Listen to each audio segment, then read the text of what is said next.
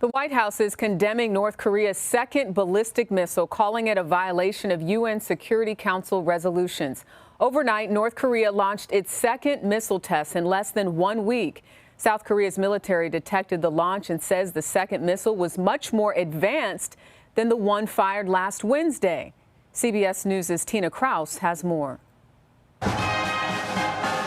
The U.S. says the North Korean missile didn't pose a threat, but around the same time it was launched, the FAA ordered some airports on the West Coast to halt ground operations. The stop reportedly lasted for about 7 minutes with no reason given.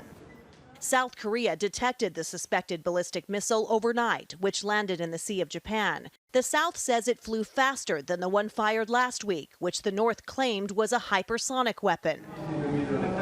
The launch came as the UN Security Council met in New York to discuss the country's growing weapons threat. The DPRK's continued pursuit of weapons of mass destruction and ballistic missile programs is a threat to international peace and security. North Korea hasn't tested any long-range missiles that could directly threaten the U.S. since 2017. But since attempts at diplomacy collapsed in 2019 between leader Kim Jong-un and then-President Trump, the North's testing of short-range weapons has shifted into overdrive, including missiles hidden in and launched from a train. And a year ago, what appeared to be a submarine model literally paraded through the streets. Kim Jong-un made a New Year's resolution to bolster his country's military, even as the U.S. and its allies keep pushing him to back down from his nuclear ambitions. Tina Kraus, CBS News. For more on this, we're going to bring in CBS News foreign correspondent Charlie D'Agata. Charlie, despite this second launch, the U.S. and South Korea have decided to resume peace negotiations with North Korea. What does each side need for a peace deal to actually happen? Well, they'd like to resume peace negotiations with North Korea. That doesn't mean that's going to happen, especially with what North Korea has been doing. The U.S. has condemned North Korea as the launch as a threat to the international community. But the Biden administration has said point blank that we're willing to resume talks with North Korea anywhere and at any time without preconditions.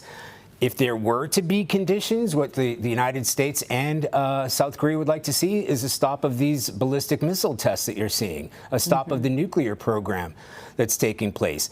In the meantime, these sanctions are in place, and the North Koreans, for their part, of course, they want to see a reduction in sanctions, and they want to see a cessation of war games with the United States and South Korea off its coast. So there are hostilities, but the idea of even resuming these talks seems like a long way off. And it always makes me wonder how much they really care about the sanctions if they keep partaking in this type of behavior, because we have been here before. China and Russia are two of North Korea's closest allies. What is their response to these missile tests, and how do you think their relationship with North Korea could play into the negotiations? Yeah, Tarika, as you mentioned, this is a flex by North Korea, and they've increased, if anything, the sort of level of hostilities in that region. Now, in terms of allies, I wouldn't necessarily identify Russia and China as allies as such, but they do border North Korea, and they do not need a nuclear-capable or ballistic-capable country in their own backyard. However, they do support the lessening of sanctions, and they put something together for the UN Security Council, including a ban, they want this lifted, the ban on exports of seafood and textiles, a cap on imports of refined petroleum products. Obviously, it's in their best interest to be able to trade with North Korea, and a prohibition on citizens working overseas and sending home their earnings, meaning North Koreans would be able to work in places like China and be able to send their earnings home. Essentially, they want to see a reduction of the sanctions, so they're pushing that forward. So in terms of the real influence, certainly far greater than the United States and its allies are Russia and China, because they are in the region and because they're backing a reduction in these sanctions. Right.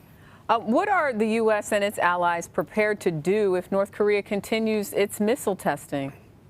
Well, you have to ask what more can they do, because the sanctions against North Korea are pretty strict, and anybody who's trading with North Korea will be condemned, and they're trying to tighten that up. But I think if there is any glimmer of hope here, it's that the Biden administration, again, wants to say anywhere, anytime, we are willing to resume these negotiations. The South Koreans want that to happen.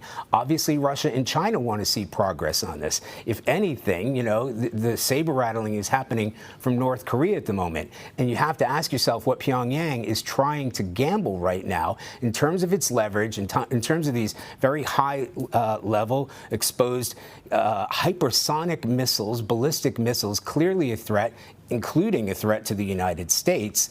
Normally we see this sort of flex happen before there's a resumption of talks. Very, very scary stuff. Charlie D'Agata, thank you. Thank you.